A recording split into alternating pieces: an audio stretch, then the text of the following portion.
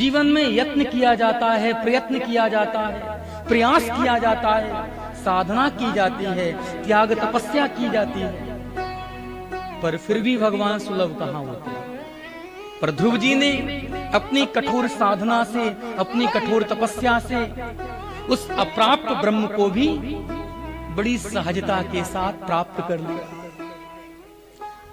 कल की कथा यात्रा में हम सभी ने ध्रुव जी के दिव्यतम चरित्र का श्रवण किया। ध्रुव जी की ही वंश परंपरा में आगे चलकर एक राजा हुए जिनका नाम था अंग। महाराज अंग बड़े धार्मिक, बड़े प्रभावशाली, बड़े ही धर्मशील राजा थे। महाराज अंग सर्वदा चाहते थे कि उनके यहाँ कोई धर्मशील बालक हो, धार्मिक बालक हो। पर भैया, हम लोग अपने विषय में चाहे कुछ भी सोच लें, पर हमारे जीवन में वही घटित होता है जो विधाता ने लिख रखा है। अच्छा, अपने लिए तो सब अच्छा ही अच्छा सोचते हैं, पर जीव के जीवन में वही उपस्थित होता है जो विधाता के द्वारा लिख दिया गया। आप चाहे कितना भी यत्न प्रयत्न कर लो, फिर विधाता की लेखनी को मिटाया नहीं जा सकता। लिखित मप ललाटे प्रोज्झुतुम कह समर्था। ब्रह्मा जी के लेख को मिटा पाना किसी के सामर्थ्य में नहीं। विधाता ने भाग्य में जो लिखा है वो समय आने पर उपस्थित होगा ही। अच्छा, एक बात है, भाग्य में होगा तो भाग करके आ जाएगा। भाग्य में होगा तो आपको बिना प्रयत्न, बिना प्रयास की प्राप्त हो जाएगा। और यदि भाग्य में नहीं तो आप जीवन भर भागते रहो, जीवन भर भाग दौड़ करते रहो, आपको प्राप्त होने वाला है। महाराज अंग के मन की ये धारणा थी, महाराज अंग की इच्छा थी कि उनके यहाँ कोई धर्मशील बालक हो, धार्मिक बालक हो। पर महाराज अंग के यहाँ जिस बालक ने जन्म लिया, श्री सुखदेव स्वामी कहते हैं वो बालक तो जन्मजात नास्तिक हुआ। उस बालक के आते ही उच्छृंखल तारा का उदय हुआ है, प्रकृति प्रतिकूल हुई है, अनंत प्रकार से अपसगुन होने लगे। श्री सुखदेव स्वामी कहते हैं राजा अंग के यहाँ उत्पन्न होने वाला ये जो बालक है, ये स्वभाव से ही नास्तिक है। धर्म का विरोध करने वाला, यज्ञादिक अनुष्ठानों का विरोध करने वाला परम नास्तिक बालक महाराज अंग के यहाँ हुआ। देखिए, जब इस धरा पर कोई धर्मात्मा जन्म लेता है तो सबसे अधिक आनंद भगवती पृथ्वी को होता है। पर जब कभी भी इस धरा पर कोई दुराचारी, अत्याचारी, नास्तिक व्यक्तित्व जन्म लेता है तो सबसे अधिक संताप भी पृथ्वी को ही होता है। महाराज अंग के यहाँ जो बालक हुआ वो परम नास्तिक हुआ। ब्राह्मणों ने आकर के उस बालक का भाग्य दर्शन बतलाया। ब्राह्मणों ने कहा महाराज आपका ये बालक स्वभाव से ही नास्तिक है, आपके इस बालक के द्वारा धर्म की हानि होगी। यदि ये आपके राज्य में रहा तो आपकी प्रजा को बड़ा संताप होगा।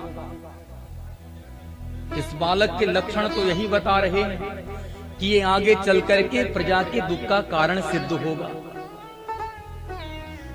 ब्राह्मणों ने उस बालक का नाम रखा बेन। महाराज अंग न जाने कब से इस प्रतीक्षा में थे कि हमारे यहाँ कोई बालक जन्म ले। बालक भी हुआ तो ऐसा हुआ।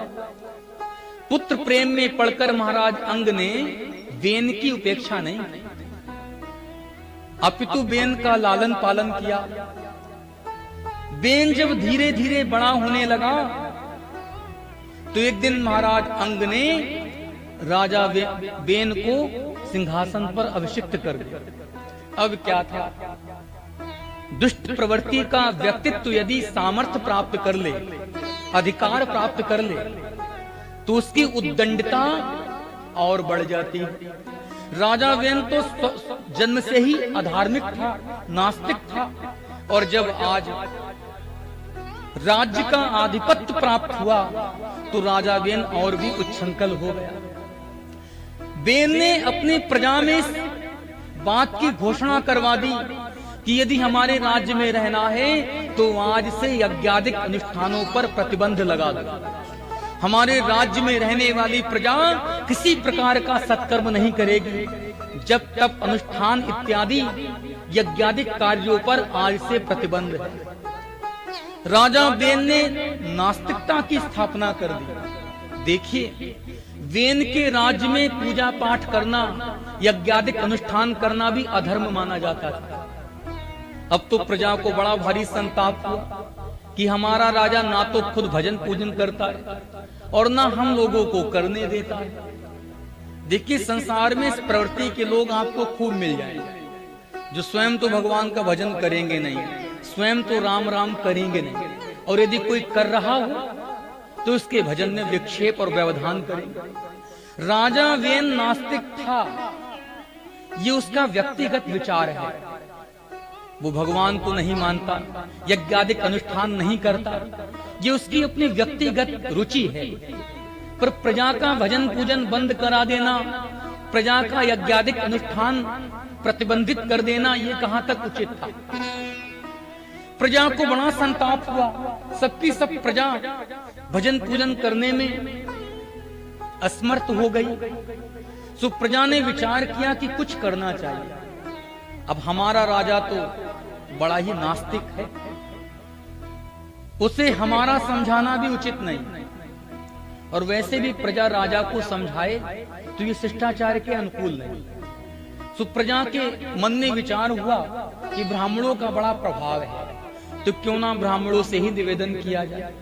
सबकी सब प्रजा ब्राह्मणों की शरण में आई और प्रजा ने ब्राह्मणों से कहा, ब्राह्मण देवता, हमारा राजा बड़ा ही उद्दंड हो चुका है, उसने प्रजा का भजन पूजन प्रतिबंधित कर दिया है।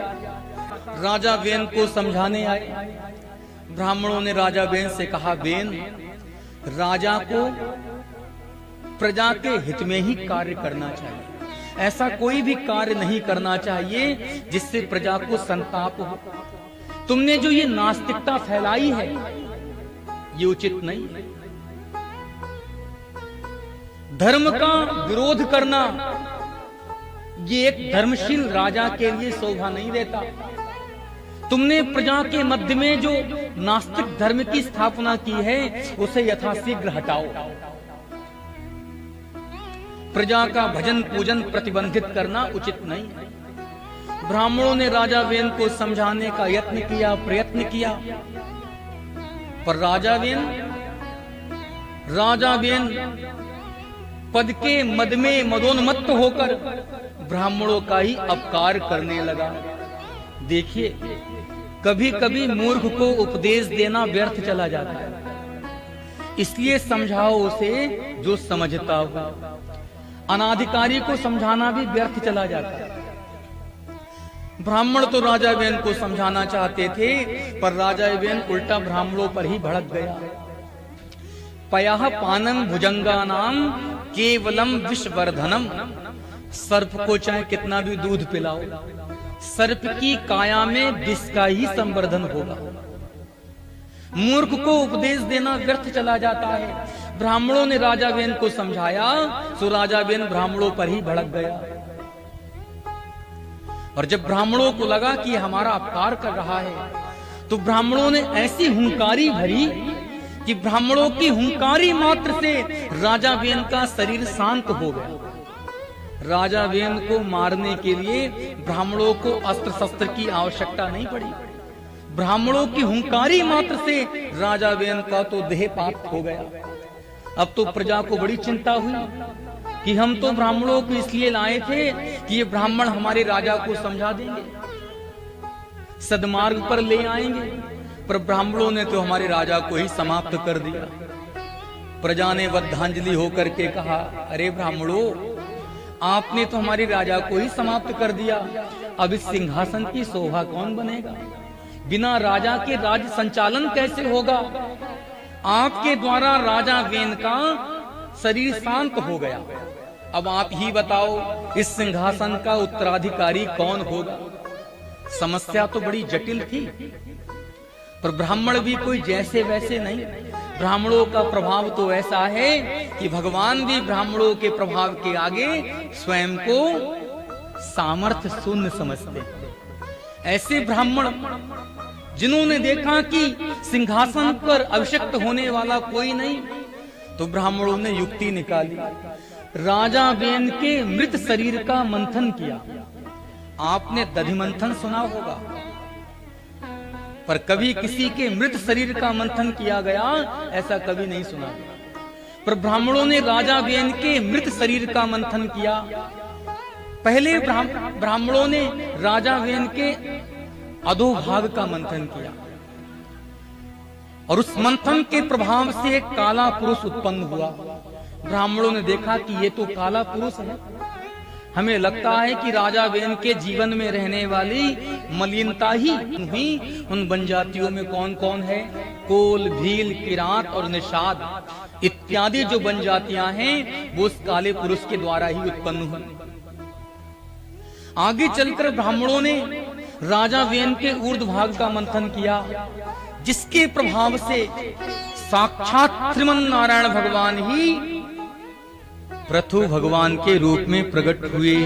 बोलिए पृथु भगवान की जय हो। साक्षात भगवान ही राजा बेन के मृत शरीर से उत्पन्न हुए। महाराज पृथु का विवाह देवी अर्ची के साथ हुआ, और महाराज पृथु को ब्राह्मणों ने सिंहासन की शोभा बना दी। प्रजा के ताप को देखा, प्रजा के संताप को देखा, तो महाराज पृथु को बड़ी खिन्नता हुई।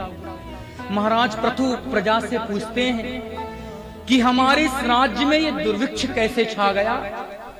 प्रजा का ये कष्ट हमसे देखा नहीं जाता। इस राज्य की समृद्धि कहां विलुप्त हो गई? सो प्रजा ने बतलाया, महाराज आपके जो पिता राजा बेन थे वो परम नास्तिक थे। उनकी नास्तिकता के कारण, उनकी उद्दंडता के कारण देवी पृथ्वी ने इस राज्य की समृद्धि को, इस राज्य की सकल वनस्पतियों को अपने गर्भ में समेट लिया, और गोरूप धारण करके देवी पृथ्वी न जाने कहां चली गई। यदि आप प्रजा का शोक समाप्त करना चाहते हैं, यदि आप प्रजा को सुखी और समृद्ध बनाना चाहते हैं, तो आप पहले गोरूपी पृथ्वी का अनुसंधान कीजिए, और उसके बाद गोरूपी पृथ्वी का दोहन कीजिए। दोहन के माध्यम से सकल वनस्पतियों को पुनः प्रकट कीजिए। प्रजा के संताप को देखकर महाराज पृथु ने गोरूपी पृथ्वी का अनुसंधान किया है, और उसका दोहन करके अपनी प्रजा को सुखी और समृद्ध बनाया। देखिए, भगवान पृथु के नाम से ही देवी धरती को पृथ्वी कहा जाता है। वैसे पृथ्वी के अनेक पर्यायवाची हैं, पर प्रचलन में यदि कोई महत्वपूर्ण संज्ञा है तो वो है पृथ्वी। कहने वालों ने तो ना जाने क्या क्या कह दिया, बताने वालों ने ना जाने क्या क्या बता दिया। आजकल के वैज्ञानिक पृथ्वी की परिभाषा ही कुछ और करते हैं, पर हमारा सनातन संस्कृति का जो पौराणिक विज्ञान है, जो आध्यात्मिक विज्ञान है, वो अमिट है, उसे मिटाया नहीं जा सकता। पृथु के नाम से ही देवी धरती का नाम है पृथ्वी। यदि कोई आपसे पूछे कि पृथ्वी को पृथ्वी क्यों कहा जाता है, तो इसका सीधा सीधा प्रत्युत्तर है कि महाराज पृथु के द्वारा देवी धरती का दोहन किया गया। पृथु के नाम से ही धरती को पृथ्वी कहा जाता है। ये जो पृथ्वी शब्द है, ये सनातन संस्कृति की पौराणिक संज्ञा। तो भगवान पृथु के द्वारा देवी पृथ्वी को दुहा गया है, प्रजा को सुखी और समृद्ध बनाया गया। ऐसे महाराज पृथु जिन्होंने अपने बल पराक्रम से देवी पृथ्वी का भी दोहन कर लिया। आगे चलकर महाराज पृथु ने ब्राह्मणों को बुलाकर बड़े बड़े यज्ञादिक अनुष्ठान संपन्न कराए। उनके भगवत और भागवत कैंकर्य को देखकर सनकादिक महात्माओं ने प्रकट होकर महाराज पृथु को उपदेश दिया। ऐसे महाराज पृथु जिन्होंने सनातन संस्कृति को बड़ा बल दिया, ऐसे